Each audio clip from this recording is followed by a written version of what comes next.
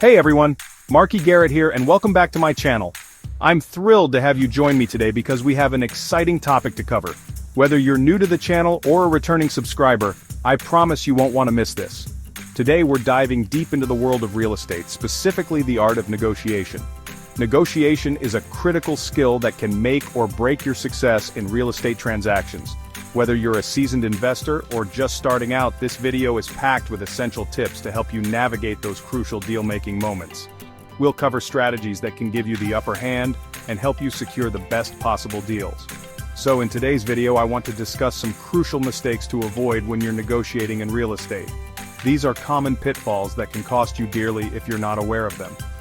Because let's face it, negotiation is the heart and soul of any real estate transaction. It's where deals are made, and fortunes can be won or lost. It's where you can potentially save thousands or even tens of thousands of dollars. The stakes are high, and the rewards can be significant if you play your cards right. But it's also where costly mistakes can happen if you're not careful. A single misstep can turn a promising deal into a financial disaster. Not only am I going to use real-life examples from my years of experience in the field, but I'm also going to really break down my insight and share some valuable knowledge with you guys. These are lessons I've learned the hard way, so you don't have to. I want to empower you to make informed decisions and come out on top in your real estate endeavors. Knowledge is power, and with the right information, you can achieve great success. Now, I want you guys to understand that my information isn't the be-all, end-all of everything. It's a starting point, a foundation upon which you can build your own strategies and approaches. There are many different approaches and strategies out there.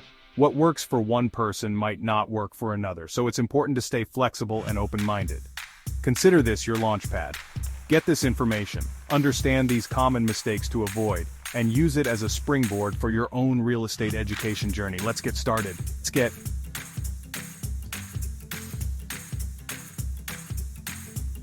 Alright, let's talk about a little something I like to call leverage. It's a term that gets thrown around a lot, but what does it really mean, especially in the context of real estate? You see, in its simplest form, according to the dictionary, leverage is all about using what you already have to achieve something bigger and better. It's like using a lever to lift a heavy object with minimal effort. It's about maximizing your position to get the best possible outcome. In real estate, this could mean getting a better deal, a quicker sale, or more favorable terms. Now, when it comes to real estate, understanding leverage is absolutely crucial. It's the difference between a good deal and a great deal. Before you even think about making an offer or stepping into a negotiation, you have to take a step back and ask yourself, what's my leverage in this situation? What unique advantages do I bring to the table? Is it my financial position, my flexibility, or perhaps my knowledge of the market? Think of it like this. In a seller's market where there are more buyers than homes for sale, the seller naturally has more leverage. They can set higher prices and be more selective with offers. They can afford to be pickier with offers and potentially command a higher price. This is because the demand exceeds the supply, giving sellers the upper hand. On the other hand, in a buyer's market, the scales tip in favor of the buyer. There are more homes available than there are buyers, so sellers are more willing to negotiate. So, how do you figure out your leverage? It starts with understanding the current market conditions. Are you in a buyer's market or a seller's market? Well, it all comes down to understanding the market dynamics, the property's condition, and your own financial situation. Are there any repairs needed? How does the property compare to others in the area? Are you a cash buyer in a market flooded with financed offers? That's leverage. Cash offers are often more attractive to sellers because they can close faster and with fewer contingencies. Are you willing to be flexible with your closing date to accommodate the seller's timeline? That's leverage too. Flexibility can make your offer stand out in a competitive market.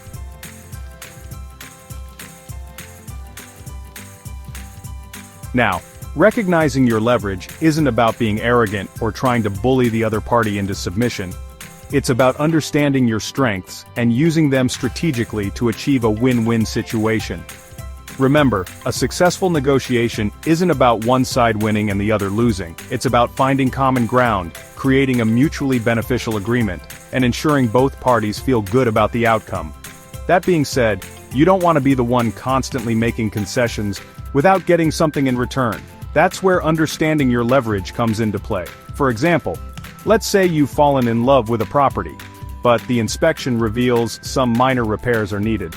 If you're in a strong financial position and know there are other interested buyers, you might be comfortable covering those repair costs yourself to secure the deal. However, if you know the seller is eager to close quickly and you're the only serious buyer on the table, you could leverage that to negotiate a credit from the seller to cover those repairs.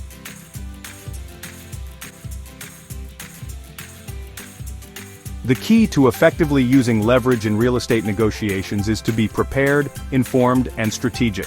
Do your research, understand the market conditions, and have a clear understanding of your financial limitations and your must-haves in a property. Remember, knowledge is power, and in real estate it can translate into significant financial gains.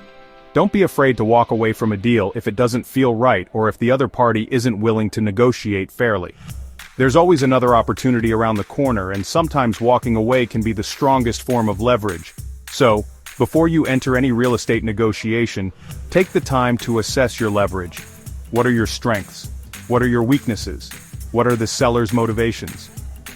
By understanding the dynamics of the situation, you'll be in a much better position to negotiate effectively and achieve your real estate goals.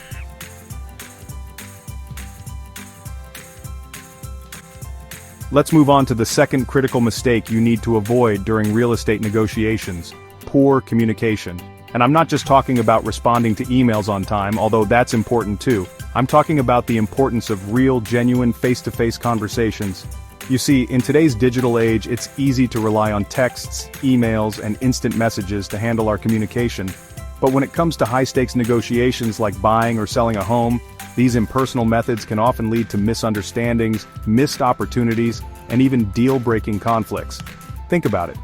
When you're communicating solely through text, you miss out on crucial nonverbal cues like tone of voice, facial expressions, and body language. These subtleties can speak volumes about a person's true feelings, intentions, and willingness to compromise. You might misinterpret a message as being aggressive or dismissive when it was intended to be lighthearted. Or you might miss a subtle hint of hesitation that could have been addressed with a simple follow-up question in person.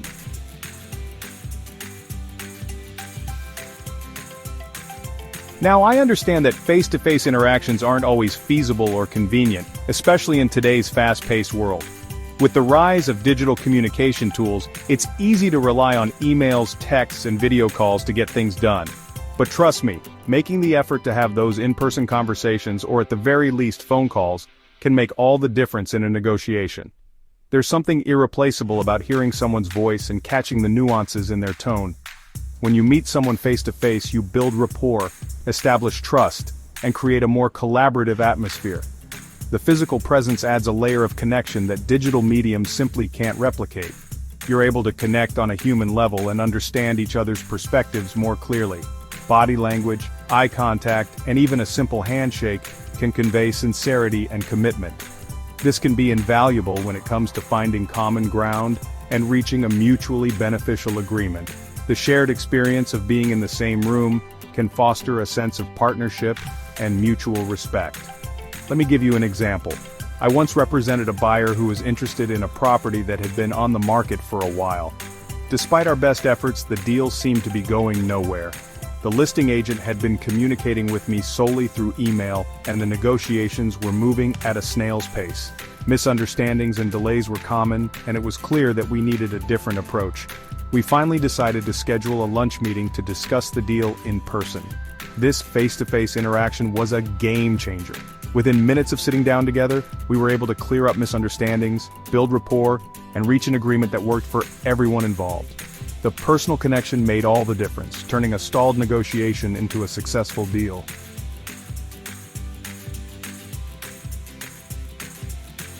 Effective communication in real estate negotiations goes beyond just talking. It's also about active listening. When the other party is speaking, really pay attention to what they're saying, both verbally and non-verbally. Ask clarifying questions to ensure you understand their perspective, and try to see things from their point of view. Don't be afraid to express your own needs and concerns openly and honestly. Remember, negotiation is a two-way street. By fostering an environment of open communication and mutual respect, you'll be well on your way to navigating those real estate deals like a pro.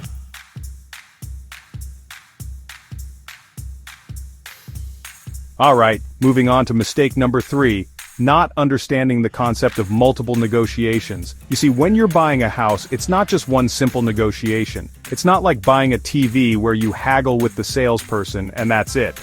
We're talking about a complex transaction with multiple parties involved. You've got the buyer's agent, the seller's agent, the lender, the inspector, the appraiser. It's a whole ecosystem of professionals, each with their own interests. And each of these interactions represents a mini negotiation in itself.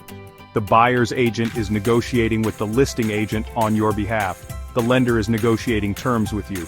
The inspector might be negotiating repairs with the seller. It's a lot to keep track of. So, when you're buying a house, remember that you're not just negotiating the price. You're negotiating terms, timelines, contingencies, and a whole lot more.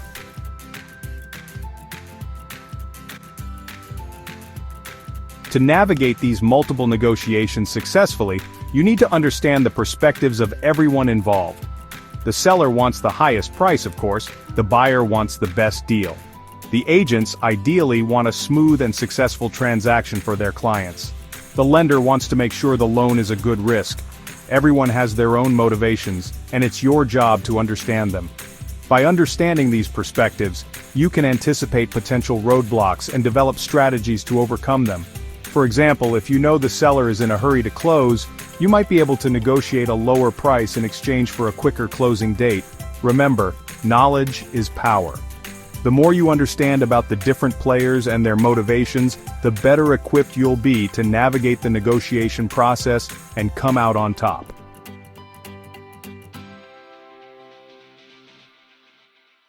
This is where having a skilled and experienced real estate agent by your side is crucial. A good agent will not only understand the intricacies of multiple negotiations, but will also be able to guide you through each step of the process. They can help you analyze the motivations of the other parties, anticipate potential challenges, and develop winning strategies. They'll be your advocate, your advisor, and your trusted partner throughout the entire transaction. Remember, buying a house is a team effort. Don't be afraid to rely on the expertise of your agent and other professionals involved in the process. Their experience and guidance can make all the difference in achieving a successful outcome.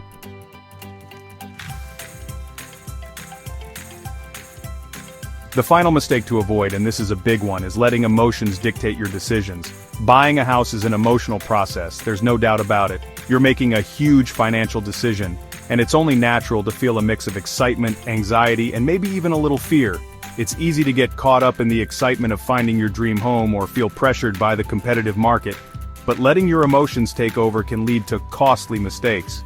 You might overpay for a property because you fall in love with the kitchen or rush into a decision without considering all the factors involved. Trust me, I've seen it happen countless times.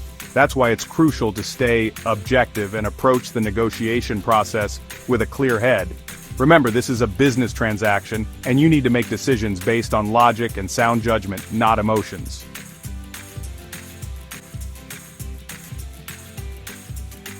One of the biggest emotional traps in real estate is the sob story. Sellers might share personal circumstances to evoke sympathy and potentially get a better deal. While empathy is important, don't let it cloud your judgment. You might hear about job losses, family illnesses, or desperate needs to sell quickly. While these situations can be difficult, remember that your primary focus should be on making a sound financial investment.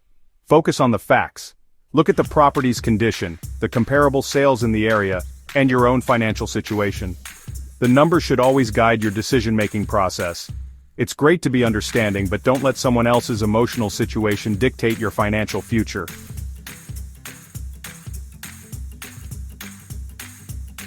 It's easy to feel pressured during a negotiation, especially if the other party is being particularly persuasive.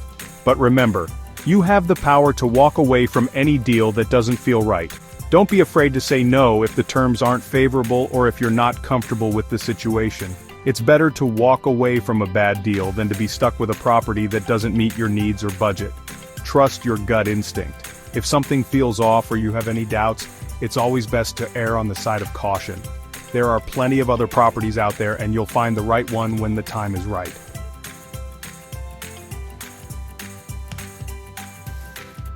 That's all the time we have for today's video. I know we talked more about the mental part of real estate negotiations and the mindset you need to succeed, But trust me, mastering these aspects is just as important as understanding the numbers.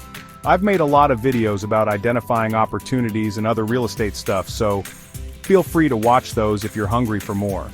This video was part of my home buyer tip series, and if you want to catch the next video in the series, it's all about closing costs, another crucial aspect of the home buying process. Appreciate you guys for sticking around. It means the world to me that you're investing your time in learning about real estate. Thank you, thank you, thank you. See you on the Discord, see you on the live streams, appreciate you, have a good one. Marqui Garrett with K Fortuna All Aspects Realty, leading the way, one client at a time. If you found value in today's video, don't keep it to yourself. Subscribe to the channel, hit that like button, and share it with your family and friends who could really benefit from this education. Together, we can make a difference, one person at a time. Thank you so much for watching all the way to the end. It truly means a lot.